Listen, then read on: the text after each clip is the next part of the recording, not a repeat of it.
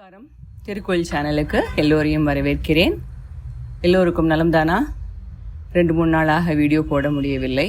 அதை ஈடுகட்டும் வழியாக இன்னைக்கு ஒரு அருமையான தொகுப்புடன் வந்திருக்கிறேன். வாங்க வீடியோவுக்குள் போகலாம். போவதற்கு முன் என்னுடைய சேனல் உங்களுக்கு பிடித்திருந்தால் தயவுசெய்து சப்ஸ்கிரைப் பண்ணவும், வீடியோ பிடித்திருந்தால் லைக் பண்ணி ஷேர் பண்ணி நோட்டிஃபிகேஷன் பெல் ஐக்கன் கிளிக் பண்ணவும். வாங்க டாபிக் என்னது என்று பார்ப்போம். என்னுடைய சேனலில் நான் போடுகிற வீடியோவுகளுக்கு கீழே முக்காவாசி பேர் கமெண்ட் பண்ணுவது என்றால் நிறைய விஷயங்கள்ல தடை இருக்கிறது. அந்த தடையை எப்படி நீக்கம் செய்வது என்பதை பற்றி நிறைய பேர், ஒவ்வொருத்தருக்கும் ஒவ்வொரு விதமான பிரச்சனை. ஆனால் நிறைய பேர் இதை பற்றி கேள்வி கேட்டிருந்தாங்க.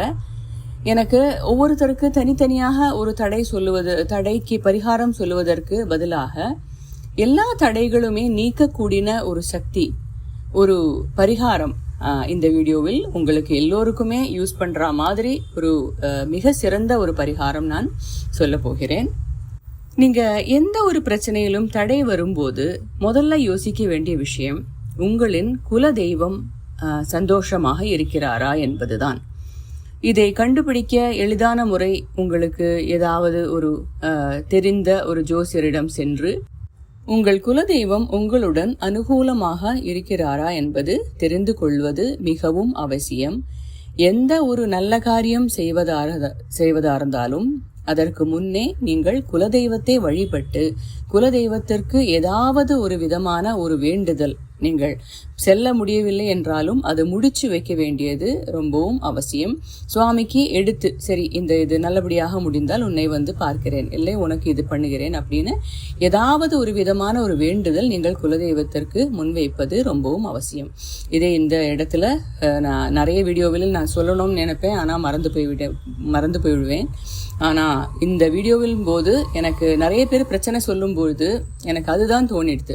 குலதெய்வத்தின் அருள் இல்லாமல் நீங்கள் எந்த விதமான ஒரு பரிகாரம் செய்தாலும் அதன் முழு பலன் கிடைக்குமா என்பது சந்தேகம்தான். அதனால குலதெய்வத்தின் அனுகிரகம் பூர்ணமாக கிடைத்திருக்கிறதா என்று முதல்ல பார்க்கவும். நீங்கள் குலதெய்வம் கோவிலுக்கு போகணும் என்ற அவசியம் இல்லை. நீங்கள் இருந்த இடத்திலேயே அந்த குலதெய்வத்தை மனதாக நினைத்து பிரார்த்தனை செய்து அந்த விஷயத்தை முடித்து வைப்பதற்கான ஒரு கோரிக்கை குலதெய்வத்திடம் முதல்ல வைக்க வேண்டும். அதற்கு பின் நம்ம இந்த பரிகாரத்தை செய்து வர வேண்டும். என்ன பரிகாரம் என்று கேட்டால், காரிய தடை நீக்கக்கூடிய ஒரு மிக சக்தி வாய்ந்த ஒரு சுவாமி ஸ்வரூபம் யாரு என்று கேட்டால் அவர்தான் ஆஞ்சநேயர். ஆஞ்சநேய வழிபாடு ரொம்ப காலமாக காரிய தடையை நீக்குவதற்கு ஒரு உகந்த பரிகாரமாக சொல்லப்பட்டு வருகிறது.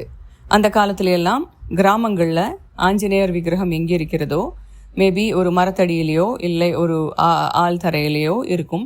அந்த இடத்துல அவர்கள் அபிஷேகம் பண்ணி சுவாமிக்கு அவர்களுக்கு கிடைத்த பூவை அர்ச்சனை பண்ணி எல்லாம் செய்து கொண்டிருந்தார்கள். ஆனால் இப்போ நம்ம எல்லோரும் ஃப்ளாட்டில் இருக்கிற ஒரு பட்சத்தில் நம்மளால் எல்லாம் அந்த மாதிரி ஒரு வழிபாட்டு முறை நம்மளால் செயல்படுத்த முடியாது. அதனால் உங்களுக்கு ஒரு எளிய முறை நான் இங்கே சொல்லி தருகிறேன். ஆஞ்சநேய சுவாமியின் வாலில் பொட்டு வைத்து வழிபட்டு வருகிற ஒரு வித்தியாசப்பட்ட ஒரு வழிபாட்டு முறை இருக்கிறது. அதை பற்றி தான் இன்னைக்கு சொல்ல போகிறேன். ஆஞ்சநேயர் படமானது வீட்டில் வைத்திருந்தால் அந்த படத்திற்கு துளசி மாலையோ வெற்றிலை மாலையோ அணிவிக்கலாம். அதற்கு பின் இந்த வாலில் பொட்டு இட்டு கொண்டே வந்தீர்களானால் அந்த பொட்டு இட்டு முடியும் அந்த நாளில் உங்களுடைய பிரச்சனை முடிவுக்கு வந்திருக்கும் என்பதுதான் முன்னோர்கள் நமக்கு சொல்லி தந்திருக்கிறார்கள். உங்க வீட்டில் ஆஞ்சநேயர் படம் இருந்தது என்றால் அந்த படத்திற்கு நீங்கள் உங்களால் முடிந்த துளசி மாலையோ வெற்றிலை மாலையோ இல்லை ஸ்ரீராம ஜெயம் என்று எழுதின மாலையோ அணிவித்து அதற்கு பின் சந்தனம் குங்குமம் 2 ரெடியாக வைத்துக் கொள்ளுங்கள். இது பண்ண ஆரம்பிக்க வேண்டிய நாள் எது என்று கேட்டால் விசேஷப்பட்டது சனிக்கிழமைதான். சனிக்கிழமை ஆரம்பிக்கலாம். இல்லை என்றால் அவருடைய நட்சத்திரமான மூலம் நட்சத்திரத்தன்றும் நீங்கள் ஆரம்பிக்கலாம். அவரின் ஸ்லோகமானது, நீங்கள் ஹனுமான் சாலிசா சொல்லுபவர்களா இருந்தால் ஹனுமான் சாலிசா சொல்லலாம். இல்லை, நான் இந்த சொல்லும் ஸ்லோகம் 2 வரி ஸ்லோகம், அது அவருக்கு ரொம்பவும் பிடித்தமானது. அந்த 2 வரி ஸ்லோகத்தை சொல்லிக்கொண்டே நீங்கள் இந்த சந்தன குங்குமத்தை அணிவிக்கலாம். ஸ்லோகமானது, வஜ்ரரூபாய ராமபக்தாய வாயுபுத்ராய நமோஸ்துதே. அவ்வளோதான், சிம்பிள். வஜ்ரரூபாய ராமபக்தாய வாயுபுத்ராய நமோஸ்துதே. இந்த 2 வரி ஸ்லோகத்தை ரிப்பீட் பண்ணி சொல்லிக்கொண்டே நீங்கள் இந்த பொட்டை அணிவித்து கொண்டே போகலாம். அதற்கு முன்னாடி நீங்கள் உங்களுடைய பிரார்த்தனை என்னவென்றால் அதை மனதார நீங்கள் அந்த பிரார்த்தனையை நினைத்து அது ஆஞ்சநேயரிடம் நீங்கள் முன்வைக்க வேண்டும். இதை எப்படியாவது எனக்கு சரி பண்ணி கொடுக்கணும் பகவானே நீ, அப்படி என்று ஒரு உருகின மனத்துடன் நீங்கள் அந்த கோரிக்கையை பிரார்த்தனையை சுவாமியிடம் முன்வைத்து அதற்கு பின் ராமரையும் ஸ்ரீராம பெருமானையும் நீங்கள் தியானம் பண்ண வேண்டும். ஏனென்றால் ஸ்ரீராம பெருமான் நாமம் எங்கே இருக்கிறதோ அங்கதான் ஆஞ்சநேயர் இருப்பார். அதனால ஸ்ரீராம சுவாமியையும் நீங்கள் தியானம் பண்ணி அதற்கு பின் கொஞ்சம் நேரம் ஒரு 5 நிமிடம் ராமராம நாமம் ஜெபித்த பிறகு நீங்கள் இந்த பரிகாரத்தை ஆரம்பிக்கலாம். அதற்கப்புறம் இந்த வால் பகுதி ஆரம்பிக்குகிற பகுதியில் ஒரு பொட்டு நீங்கள் முதல் நாள் வைக்க வேண்டும். ஸ்ரீராம ஜெயம் என்றும் சொல்லலாம். அதே சமயம் வஜ்ரரூபாய ராமபக்தாய வாயுபுத்ராய நமோஸ்துதே இந்த ஸ்லோகத்தையும் இந்த நாமத்தையும் நீங்க சொல்லிக்கொண்டே அந்த பொட்டை ஒரு நாளைக்கு ஒரு பொட்டு வைக்க வேண்டும். இதே மாதிரி 48 நாள் இந்த பொட்டை நாம வைத்து வர வேண்டும். அந்த 48 நாள் முடிவதற்குள் உங்களுக்கு எந்த விஷயத்தில் தடை இருந்ததோ அந்த தடை நீக்கப்படும் என்றுதான் நம்பப்படுகிறது. இதுல சயின்டிபிக்காக சில பேர் கேள்வி கேட்கலாம், எப்படி இந்த காரிய தடையை ஒரு வாலில் பொட்டு வைப்பதன் மூலம் சாத்தியமாகும், இந்த காரிய தடை நீக்குவது எப்படி சாத்தியமாகும் என்று கேட்கலாம். உங்கள் வாழ்க்கையில் வரக்கூடிய பிரச்சனைகள் அனைத்துமே உங்கள் ஜாதகம் பார்த்தீர்களானால் பலவிதமான கிரக சஞ்சாரம் மூலமாக வரக்கூடியது. ஏதாவது ஒரு கிரகம் உங்களுக்கு அன்ஃபேவரபிளாகவோ இல்லை கொஞ்சம் இடம் மாறி இருப்பதனாலோ வரக்கூடிய பிரச்சனைகளாகத்தான் அது இருக்க முடியும். இதற்கு பின்னால இருக்கக்கூடிய ஒரு சின்ன வரலாறை சொல்லுகிறேன். ஆஞ்சநேய சுவாமி சின்ன குழந்தையாக இருக்கும் பொழுது சூரிய தேவனை ஒரு பழமாக நினைத்து அவர் குதித்து சென்று சாப்பிட முயன்றாராம். உடனே சூரிய பகவான் பயந்து போய் இந்திரனிடம் சொல்ல இந்திரதேவன் தன்னுடைய கையில் இருக்கக்கூடிய வஜ்ராயுதத்தால் அனுமனை அடித்தாராம். அணு என்றால் கன்னம். அந்த கன்னம் முறிந்ததுனாலதான் அனுமன் என்ற பெயரே வந்ததாம். அனுமன் வாயுதேவனின் புத்திரன். வாயுதேவன் தன்னுடைய மகன் அடிபட்டதை பார்த்து இனி இந்த இடத்தில் நான் எந்த சேவையும் செய்ய மாட்டேன் என்று தன்னுடைய எல்லா விதமான சர்வீஸும் உலகத்துக்கு பண்ணக்கூடிய எல்லா சர்வீஸையும் திடீர் என்று ஸ்ட்ரைக் பண்ணி ஸ்டாப் பண்ணிட்டாராம். இதை பார்த்து எல்லா தேவர்களும் சேர்ந்து அனுமனுக்கு நிறைய ஆயுதங்களும் நிறைய அவர்களுக்கு சித்திகளும் வழங்கினார்களாம். அதற்கு பின் அம்மாவிடம் சென்று சூரிய பகவான் யாரு என்று தெரிந்து கொண்டாராம்.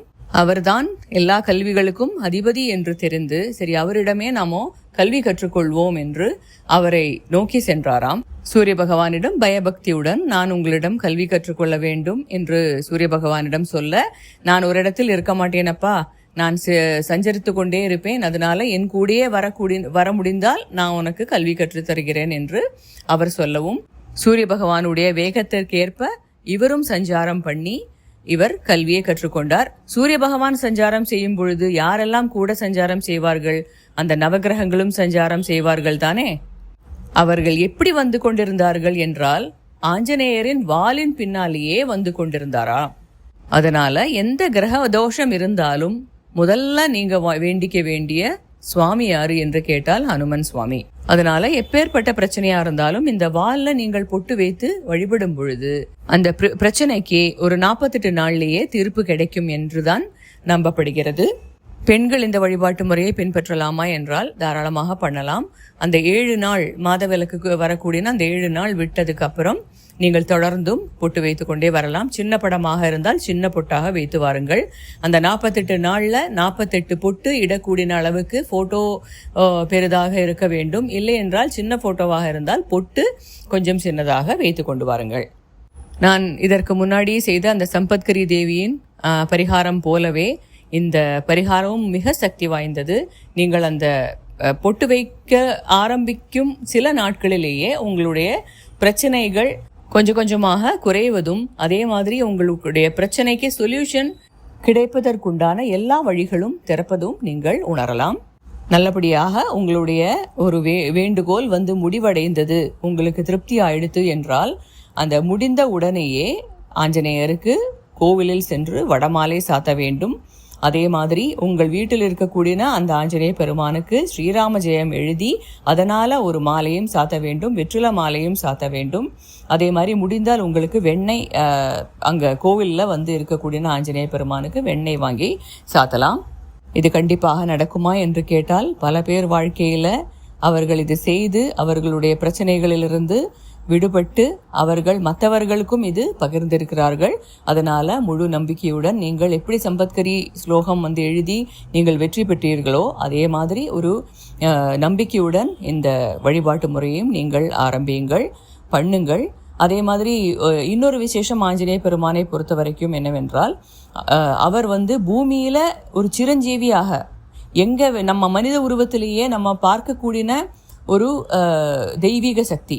அதனால் நமக்கு நம்ம பிரச்சனைகளோ உங்களுடைய கஷ்டங்களோ சொன்னால் முதல்ல அவர் வந்து கேட்டுக்கொள்வார் என்பது சொல்லப்படுகிறது. அதனால் நீங்கள் சொல்லும் பிரார்த்தனைகள், நீங்கள் கேட்கும் பிரார்த்தனைகள் உடனேயே அவரை போய் சேரும். அவர் உடனே நீங்கள் பக்தியுடன் உங்களுடைய நியாயமான கோரிக்கையை நீங்கள் வைத்தால் கண்டிப்பாக அவர் அதுக்கு தீர்ப்பளித்து வைப்பார் என்பதுதான் நிறைய பேருடைய அனுபவம். அதனால் இது மேற்கொண்டு பண்ணி வாருங்கள். உங்களுடைய அனுபவம் என்னவென்று என்னுடைய கமெண்ட் பாக்ஸில் குறிப்பிடுங்கள். மீண்டும் ஒரு தொகுப்புடன் உங்களை மீண்டும் சந்திக்கும் வரை நன்றியுடன் வணக்கம்.